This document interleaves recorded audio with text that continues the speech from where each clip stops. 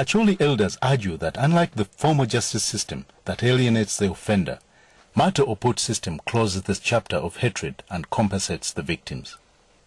That public confession and repentance or an expression of remorse for the wrong done is actually to do away with the intent of impunity. What I would like to say is, first of all, there is no mechanism, whether formal or informal, that can comprehensively deal with the crimes which have been committed. Formal or informal, there is no mechanism you will find that can comprehensively handle given crimes which have been committed in the northern conflict. So the issue of accountability is very complex and it still stands. It still remains to be resolved. So when it comes down to Mato Oput, Mato Oput has a very big role to play in the post-conflict period.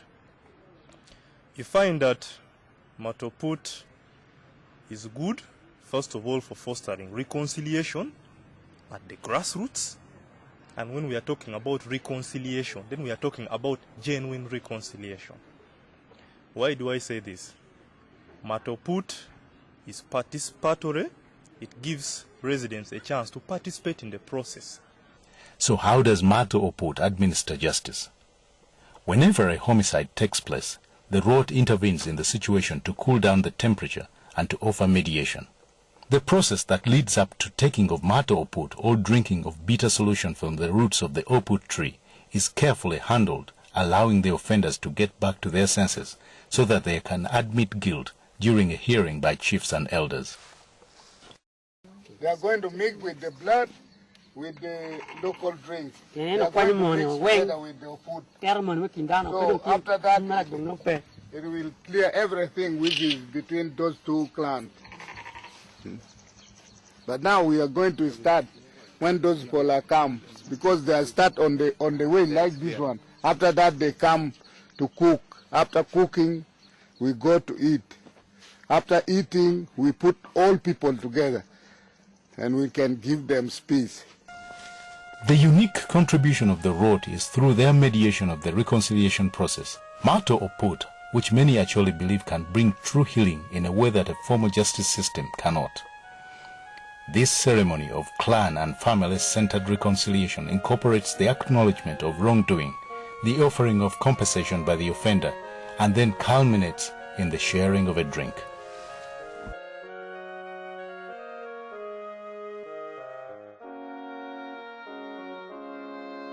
Acholi's application of Mato Oput to achieve justice is liberally used and can be extended to solve their intertribal crimes as a way of fostering unity and coexistence.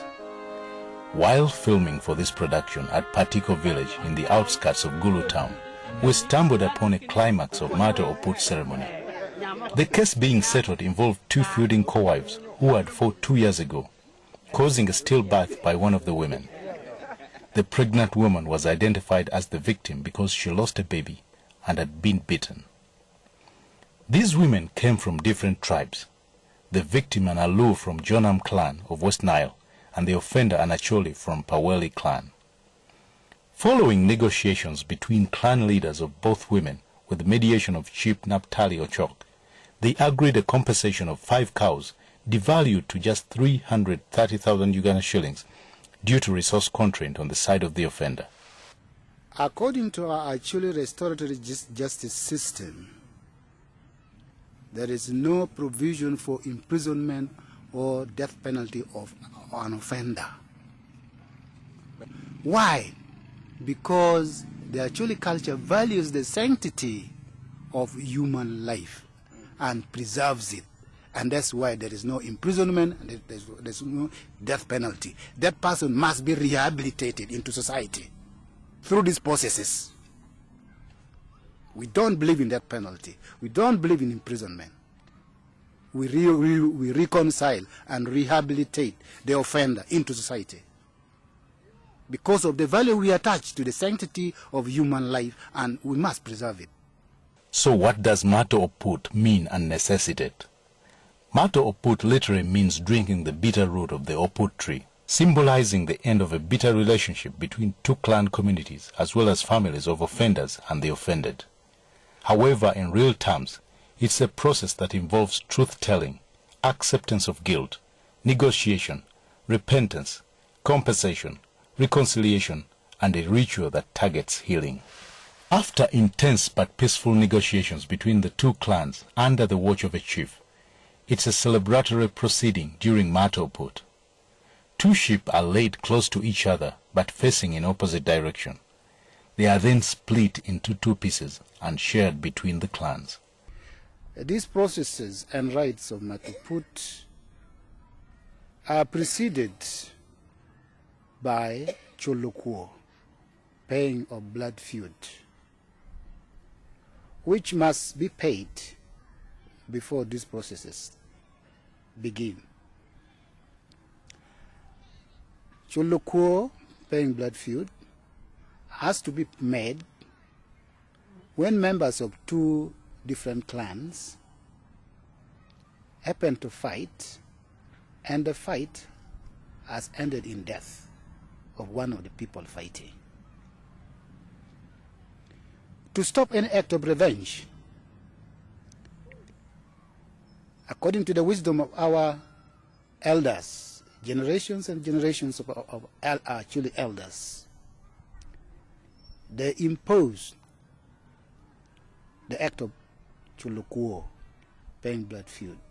Without that, more deaths would occur.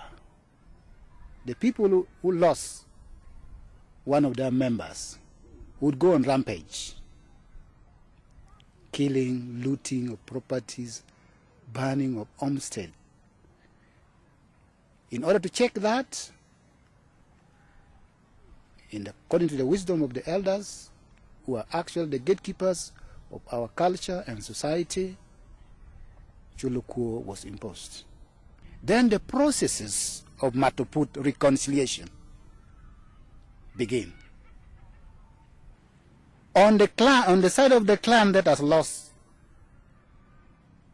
a man or a woman, they have to come up on a date fixed for Mato Oput. They have to bring an animal. Which animal? On the side of the one that has lost a man, they bring a he-goat or a goat, depending on the sex of the one who was killed. On the side of the murderers, the clan of the murderer has to come with a male or a female sheep. In the case of war in northern Uganda, two people are looked upon as contestants or combatants. Yoweri Museveni and Coin. And the two were killed in both ways. But mind you, the government is like a father.